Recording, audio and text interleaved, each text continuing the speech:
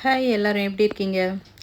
எங்கள் அருண் இன்றைக்கி மதியம் லஞ்சுக்கு பாஸ்தா தான் வேணும்னு கேட்டதால் அதை கொஞ்சம் ஹெல்த்தி வெர்ஷனாக செஞ்சு தரலான்ட்டு நான் செய்ய ஆரம்பிச்சிட்டேன். அந்த ரெசிபியை நான் உங்களோட ஷேர் பண்ணிக்கிறேன். இதுக்கு ஃபஸ்ட்டு பசலைக்கீரையை ஒரு வெந்நீரில் கொஞ்சம் சால்ட்டு போட்டு ப்ளான்ச் பண்ணி எடுத்து வச்சுக்கிட்டேன். பசலைக்கீரை மீன்ஸ் பாலக்கீரை. இந்த பசலைக்கீரையை வந்துட்டு வெந்நீரில் ஒரு 1 மினிட் விட்டால் போகிறோம். ரொம்ப நேரம் வைக்க வேண்டாம்.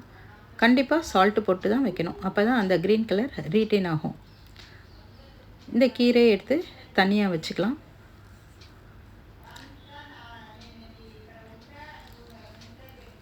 கீரை கொஞ்சம் சூடு ஆறுனதுக்கப்புறம் அதை ஒரு மிக்ஸி ஜாரில் சேர்த்துக்கலாம். இதோட ஒரு 200 கிராம் லோ ஃபேட் பன்னீர் அதையும் சேர்த்து மிக்ஸி ஜாரில் போட்டுக்கலாம். இது மிக்சியில் இதை அரைக்கணுன்றதுக்காக அதை கொஞ்சம் நல்லா பொடியாக நல்லா அமுக்கி விட்டு அதில் சேர்த்துக்கோங்க. நான் வந்துட்டு ஒரு 300 கிராம் பாஸ்தாவுக்கு 200 கிராம் பன்னீரும் ஒரு கட்டு கீரையும் எடுத்திருக்கேன். இதை இப்போ பேஸ்ட் மாதிரி அரைச்சி எடுத்துக்கலாம். கொதிக்கிற தண்ணியில் அந்த 300 கிராம் பாஸ்தாவும் சால்ட், ஒரு ஸ்பூன் ஆயில் விட்டு இதை நல்லா வேக வச்சு எடுத்துக்கலாம். அது வேகிற கேப்பில் நம்ம பூண்டு, ஒரு முழு பூண்டை உரித்து அதை பொடி பொடியாக நறுக்கிக்கலாம். அதுக்கப்புறம் ஒரு பெரிய வெங்காயம் அதையும் எடுத்து நீல வாக்கில் நம்ம கட் பண்ணி எடுத்து வச்சுக்கலாம். நம்ம இதில் சேர்க்க போகிற இன்க்ரீடியன்ட்ஸ் 2 தான், வெறும் பூண்டு அண்ட் வெங்காயம். உங்களுக்கு வேணும்னா நீங்கள் மற்ற காய்கறியெல்லாம் போடலாம். பட் நம்ம கீரையில் செய்கிறதால மற்ற வெஜிடபிள்ஸ்லாம் ஆட் பண்ணால் அவ்வளோ ஒன்றும் நல்லா இருக்காது. இது ரொம்ப சிம்பிள் அண்ட் கம்மியான இன்க்ரீடியன்ட்ஸ் தான். பட் டேஸ்ட் வந்து ரொம்ப அல்டிமேட்டாக இருக்கும். நீங்கள் வீட்டில் பசங்களுக்கெலாம் செஞ்சு கொடுத்தீங்கன்னா அவங்க ரொம்பவே லைக் பண்ணுவாங்க. கீரை சாப்பிடாத குழந்தைங்களுக்கு நீங்கள் இந்த மாதிரி கொடுக்கலாம். நீங்கள் அடிக்கடி செய்வீங்க. ஸோ ரொம்ப ஹெல்த்தியான பாஸ்தா வந்து நம்ம ரொம்ப ஹெல்த்தின்னு சொல்ல முடியாது. பட் நம்ம அதை கொஞ்சம் இந்த மாதிரி ஐட்டம்ஸ்லாம் சேர்த்து நம்ம ஹெல்த்தியாக பண்ணிக்கலாம். இதுக்கு மைதா மாவுலாம் தேவையே கிடையாது.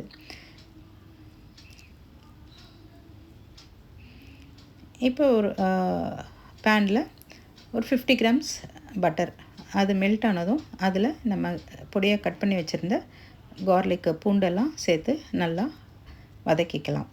ஒரு நிமிஷம் மாதிரி இதை நல்லா வதக்கிக்கலாம். பூண்டு ஓரளவுக்கு ப்ரௌன் கலராக வர்ற வரைக்கும் வதக்கினீங்கன்னா அந்த பாஸ்தா வந்து ரொம்பவே டேஸ்ட்டாக இருக்கும்.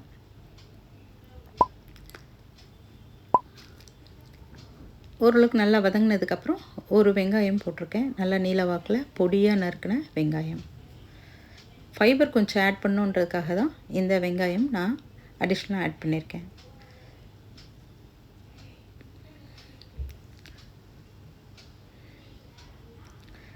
இது கொஞ்சம் நல்லா வதங்கி வரணும்.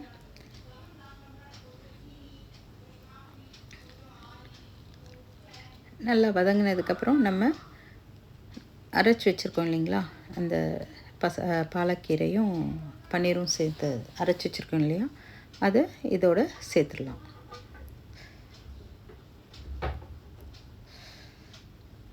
இந்த மிக்ஸி ஜாரையும் கழுவி நம்ம அந்த தண்ணியும் இதில் ஆட் பண்ணிக்கலாம். ஆட் பண்ணிவிட்டு ஒரு 1 மினிட்டுக்கு இதை நம்ம கொதிக்க வச்சா போதும். ஸ்டவ்வு மீடியம் ஃப்ளேமில் இருக்கிற மாதிரி பார்த்துக்கோங்க. ஃப்ளேம் ரொம்ப ஜாஸ்தி வைக்க வேண்டாம். இப்போ நம்ம வேக வச்சு ஃபில்ட்ரு பண்ணி வச்சுருக்க அந்த பாஸ்தாவை எடுத்துக்கலாம். இதை வடிக்கும் பொழுது இதில் நான் ஒரு ஸ்பூன் ஆலிவ் ஆயில் விட்டேன். ஆலிவ் ஆயில் ஒரு எனி ரீஃபைண்ட் ஆயில் விட்டுக்கலாம் நீங்கள், அப்போ தான் ஒட்டாமல் இருக்கும். அதை நான் உங்களுக்கு காமிக்கலை, அதை நான் இப்போ சொல்கிறேன்.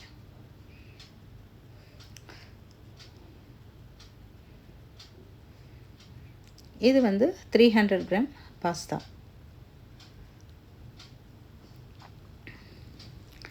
4 பேர் தாராளமாக சாப்பிடலாம். இதில் விட்டதுக்கப்புறம் இதை நல்லா கிளறி விட்டுக்கோங்க. நடுவில் ஃபோன் வந்துருச்சு, அதான்.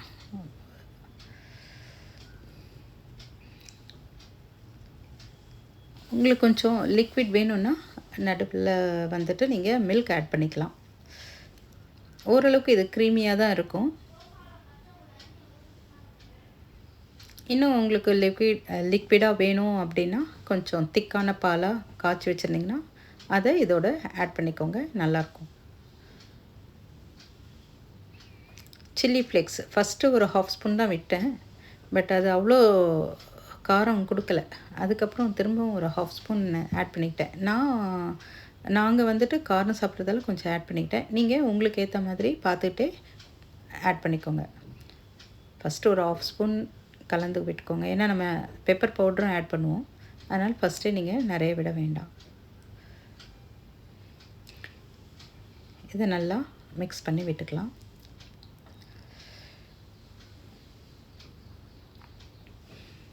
இப்போ வந்துட்டு நம்ம ஃப்ரெஷ் க்ரீம் ஒரு 3லேருந்து 4 டேபிள் ஸ்பூன் நீங்கள் ஃப்ரெஷ் க்ரீம் விட்டுக்கலாம். பால் ஆட் பண்ணோன்னா நீங்கள் இந்த ஃப்ரெஷ் க்ரீம் விட்டுறீங்க இல்லையா, இந்த டைமை நீங்கள் ஆட் பண்ணிக்கோங்க. ஒரு 1/2 spoon pepper powder. Pepper powder வந்துட்டு ஃப்ரெஷ்ஷாக கிரைண்ட் பண்ணுற பவுடர் சேர்த்துக்கோங்க, நல்லா வாசனையாகவும் இருக்கும்.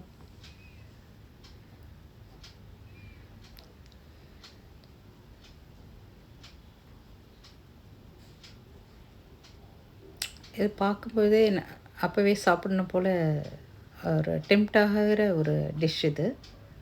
ஜென்ரலாக பாஸ்தா குழந்தைங்களுக்கு பார்த்தா அப்படி தான் இருக்கும். அவரும் அதான் வந்து சொன்னான், பார்க்கும்போதே சூப்பராக இருக்கே, நல்லா இருக்கே கலரும் அப்படின்னு சொல்லிட்டு போனான்.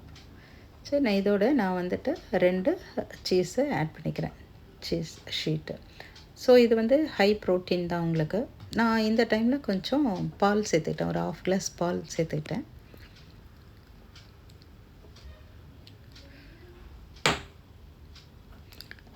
சீஸ் ஷீட் போட்டு ஒரு 1 மினிட் நம்ம விட்டோன்னா அது கொஞ்சம் மெல்ட் ஆகும். ஃபுல்லாக மெல்ட் ஆகும். ஏன்னா இந்த மாதிரி ஸ்டேஜில் வரும்போதே நீங்கள் மிக்ஸ் பண்ணிங்கன்னா எல்லா இடத்துலையும் அது வந்துட்டு நல்லாவே சேர்ந்துடும்.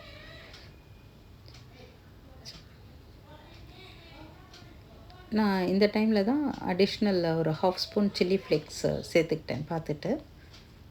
நீங்களும் உங்களுக்கு வேணும்னா செக் பண்ணிவிட்டு ஆட் பண்ணிக்கோங்க. ரொம்ப எம்மியான ஒரு டிஷ்ஷு. டைம் டியூரேஷன் பார்த்திங்கன்னா நமக்கு பாஸ்தா வேகிற டைம் தான், மற்றபடி எல்லாமே நமக்கு டக்குன்னு முடியறது தான். ஒரு 1/2 அன் ஹவர் டைம் இருந்தால் நீங்கள் ஒரு நல்ல ஒரு டின்னரோ லஞ்ச் அப்படியும் கொடுக்கலாம்.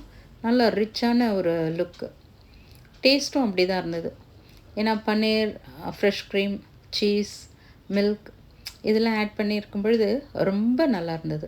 பட்டர்லாம் சேர்ந்து அந்த டெக்ஸ்டர் சாப்பிட்றதுக்கு நமக்கு வந்துட்டு நெக்ஸ்ட்டு இன்னும் சாப்பிட்ணுன்ற மாதிரி இருக்குது. பட் எப்போவுமே நம்ம வந்துட்டு ஒரு அளவை மெயின்டைன் பண்ணிட்டா நம்ம ஆரோக்கியத்துக்கு ரொம்ப நல்லது. பாஸ்தா நம்ம வீட்டில் செஞ்சு கொடுத்தோன்னா பசங்களுக்கு அதை ஹெல்த்தி வெர்ஷனாக இந்த மாதிரி பண்ணி கொடுத்தோன்னா கண்டிப்பாக நம்ம இதை 10 days ஒன்ஸு செஞ்சு தரலாம், ஒன்றும் பிரச்சனை இல்லை.